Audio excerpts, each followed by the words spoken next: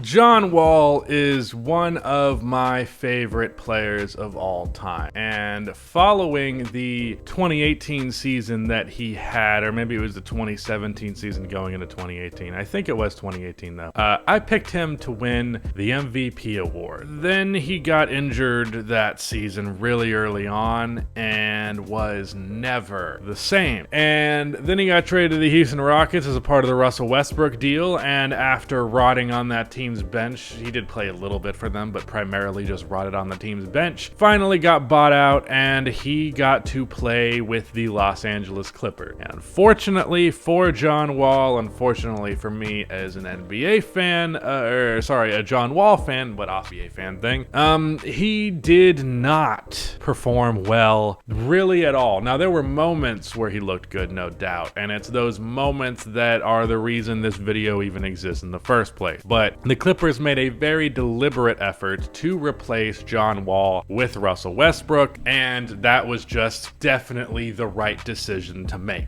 Real quick, before I continue any further, subscribe to the channel if you haven't already, and drop a like on this video to help it do better in the YouTube algorithm. What went so wrong on the Clippers? Well, first of all, his defense, not even close to what it was. Not even kind of close. Not even in the same stratosphere. So the defense was an issue. And then offensively, he didn't do what I had hoped that he would do. See, me and Alex Hoops, if you know who that is, if you don't, go check him out. We did a video a long time ago on my main channel, a long time ago as in less than a year ago, when he signed with the Clippers, talking about, hey, is there a chance that John Wall wins or is really good on the Clippers? Is there a chance that this is a big deal? Is there a chance that we even get like a star level John Wall? And no, there isn't. And offensively, that's where things were even worse, because him falling off defensively was kind of to be expected, but the Clippers also have the perimeter defense that they can at least in theory make up for something like that if John Wall was bringing positive stuff to the end of the offensive side of things. But he wasn't,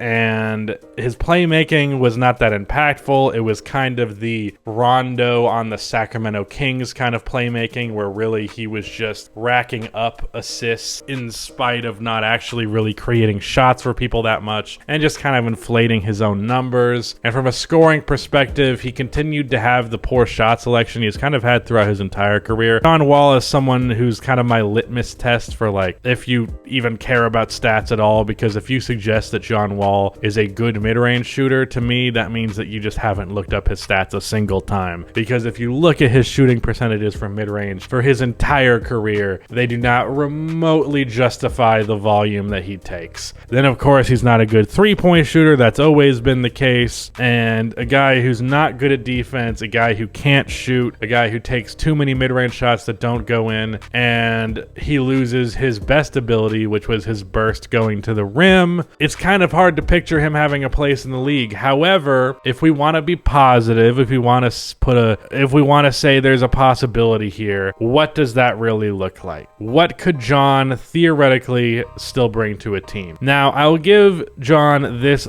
little bit of a break. The Clippers have never had a particularly dynamic offense, and they didn't really have an offense that elevated the type of player that John Wall was. Now, he was the type of player that had been missing for them for a long time, but we can see that the Clippers over the last couple of years have just kind of come to play a certain style of ball that is kind of antithetical to the type of player that John Wall is, the lead ball handler, playmaking, drive and kick type of thing. It's not really something the Clippers do. They like to let ISO ball happen with Kawhi and PG, and they'll run the occasional pick and roll, and they'll have some off-ball sets and things like that for catch and shoots. But primarily, it's not an offense for the type of player that John Wall is. So perhaps there's a team where they do have the type of offense that allows John Wall to some extent be John Wall in a limited capacity that still gives him a place in this league. Now, I will say with almost certainty that I don't think he's going to be a star player again. I think that is all but impossible. For him to get his burst back, I don't think it's just something that can even happen, even if he worked as much as you possibly can to do so without,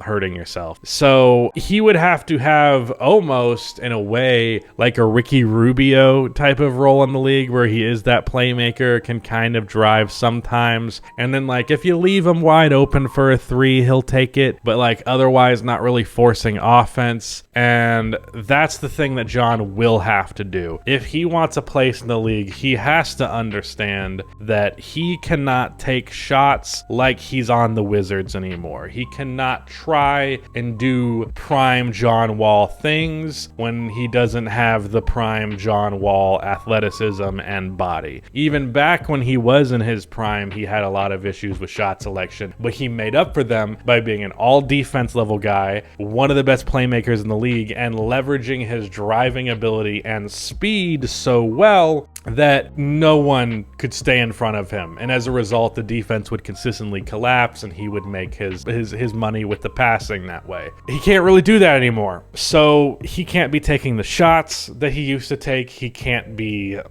putting his head down and driving every time like he wants to. So yeah, if he was going to have a role, it would have to be a Ricky Rubio type of role. It would have to be a backup point guard position. There's no way in hell he's a starter at this point. And yeah, it really would just be a matter of him letting go of his ego, because I think he's a strong enough playmaker, and I think he can be okay enough at filling the gaps scoring wise. And maybe if he really just put his full effort into defense again, I realize athleticism being gone is a part of the reason why his defense has not been what it was, but he's still very much capable of being a good defender if he really just puts the energy into it. If he really committed to all of those things, really let his ego fall to the wayside and just commit to still being an NBA player, that's the way to do it.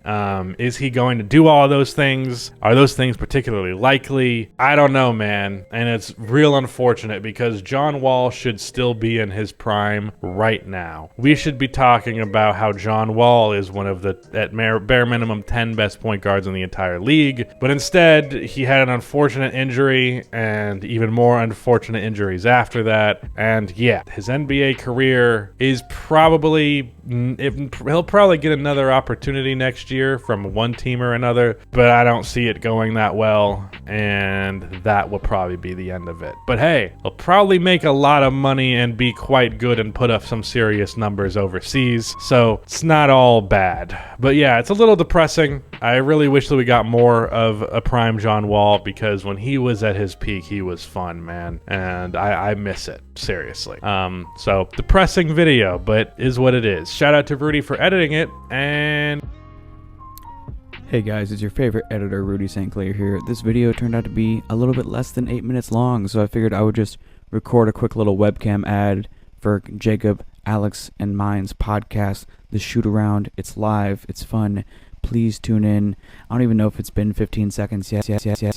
Shoot Around, once a week, Thursday. goodbye.